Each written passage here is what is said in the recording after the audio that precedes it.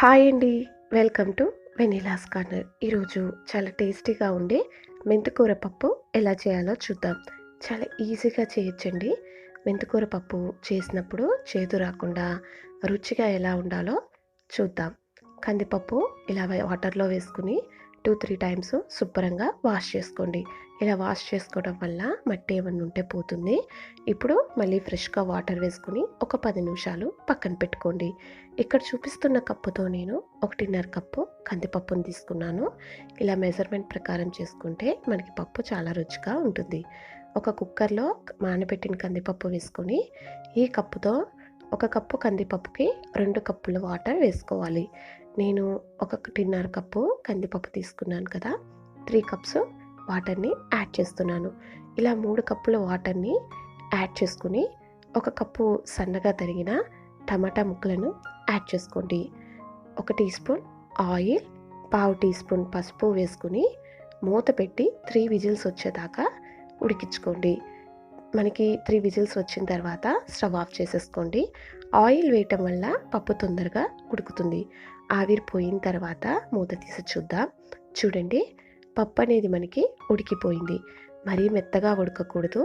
ఈ విధంగా ఉంటే బాగుంటుంది. మరీ మెత్తగా ఉంటే మనకి పప్పు అనేది అంత టేస్ట్‌గా ఉండదు. ఇక్కడ చూపిస్తున్న విధంగా ఇలా ఉడికితే సరిపోతుంది. ఇప్పుడు ఈ పప్పుని పక్కన పెట్టుకోండి. ఒక ప్యాన్ పెట్టుకుని 1 టేబుల్ స్పూన్ ఆయిల్‌ని యాడ్ చేసుకోండి. ఆయిల్ హీట్ అయ్యాక 1 టీ స్పూన్ ఆవాలు, 1 టీ స్పూన్ జీలకర్ర వేసుకొని ఆవాలు చిటపటలాడేదాకా ఇలా కలుపుతో వేగించుకోండి. ఆవాలు చిటపటలాడాక ఒక కప్పు సన్నగా తరిగిన ఉల్లిపాయ ముక్కలను యాడ్ చేసుకొని ఇలా కలుపుతో లైట్‌గా ఉల్లిపాయలు వేగేంత వరకు వేయించుకోండి. ఉల్లిపాయలు వేగిన తర్వాత చిన్న అల్లం ముక్కని ఇలా సన్న ముక్కలుగా చేసుకొని యాడ్ చేసుకోండి.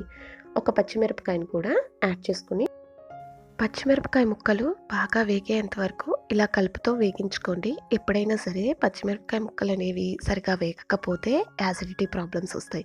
ఇలా పచ్చిమిరపకాయ ముక్కలు వేగిన తర్వాత కొంచెం కరివేపాకుని యాడ్ చేసుకుని అంతా కలిసేటట్టుగా ఒకసారి బాగా కలుపుకోండి. 2 చిన్న ఎండుమిరపకాయ ముక్కలు, పావు టీ స్పూన్ ఇంగువ యాడ్ చేసుకుని అంతా ఒకసారి ఈ విధంగా బాగా కలుపుకోండి. ఇందులో పావు టీ స్పూన్ పసుపు, 1 టీ స్పూన్ కారం, half teaspoon salt add చేసుకుని అన్నీ కలిసేటట్టుగా బాగా కలుపుకోండి. ఈ ఉప్పు కారం అనేది మనం తినేదాన్ని బట్టి చూసి యాడ్ చేసుకోవాలి. ఒక 1 మినిట్ ఇలా వదిలేయండి. చూడండి, ఆయిల్ అనేది పైకి తేలుతుంది. ఇందులో ఒక కప్పు సన్నగా తరుక్కున్న మెంతికూరని యాడ్ చేసుకుని ఈ ఆకుకూర అంతా మొత్తం కలిసేటట్టుగా ఈ విధంగా బాగా కలుపుకోవాలి. ఇలా కలుపుకుని ఫ్లేమ్ని లోలో పెట్టుకుని మూత పెట్టి ఒక 2 నిమిషాలు బాగా మగ్గనివ్వండి. 2 నిమిషాల తర్వాత మూత తీసి చూద్దాం.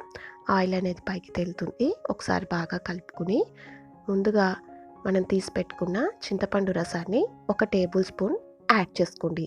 ఇలా యాడ్ చేసుకుని ఒకసారి కలుపుకుని ఈ చింతపండు రసంలో మెంతికూరని ఉడకనివ్వండి. ఇలా ఉడకటం వల్ల పప్పు మనకి చేదు రాకుండా ఉంటుంది. ఇప్పుడు మనం ఉడికించి పెట్టుకున్న కందిపప్పుని యాడ్ చేసుకుని ఒకసారి బాగా కలుపుకోండి. ఇప్పుడు మనం వేసిన సాల్ట్ సరిపోయిందో లేదో ఒకసారి టేస్ట్ చూసుకుని సాల్ట్ సరిపోకపోతే ఇంకొంచెం యాడ్ చేసుకోండి. నేను వేసిన సాల్ట్ కరెక్ట్‌గా సరిపోయింది. సాల్ట్ యాడ్ చేసుకుని పప్పు అనేది మనకి ఈ విధంగా ఉంటే సరిపోతుందంటే చాలు, లేదంటే వాటర్ యాడ్ చేసుకోండి. నేను వాటర్ యాడ్ చేయట్లేదు. పావు టీ స్పూన్ ధనియాల పొడిని యాడ్ చేసుకుని అంతా కలిసేటట్టుగా బాగా కలుపుకోండి. ధనియాల పొడి వేయటం వల్ల పప్పు చాలా రుచిగా ఉంటుంది. ఇలా కలుపుకుని మూత పెట్టి ఒక 10 నిమిషాలు లో ఫ్లేమ్‌లో బాగా ఉడకనివ్వండి. 10 నిమిషాల తర్వాత మూత తీసి చూద్దాం. చూడండి, పప్పు అనేది మనకి రెడీ అయిపోయింది. నాకు పప్పు ఇలా ఉంటే సరిపోతుంది.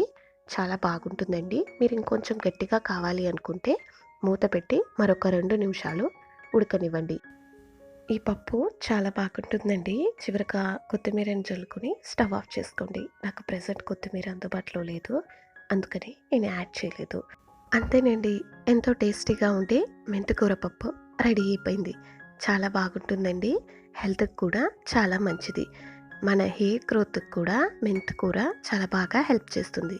మంచి హెల్తీ ఫుడ్. నేను ఈ వీడియోలో చూపించిన విధంగా చేస్తే మీరు ఎప్పుడు పప్పు చేసినా కూడా చేదు లేకుండా చాలా టేస్టీగా వస్తుంది. మీరు కూడా ఈ రెసిపీని తప్పకుండా ఒకసారి ట్రై చేసి మీకు ఎలా వచ్చిందో నాకు కామెంట్ చేసి చెప్పండి.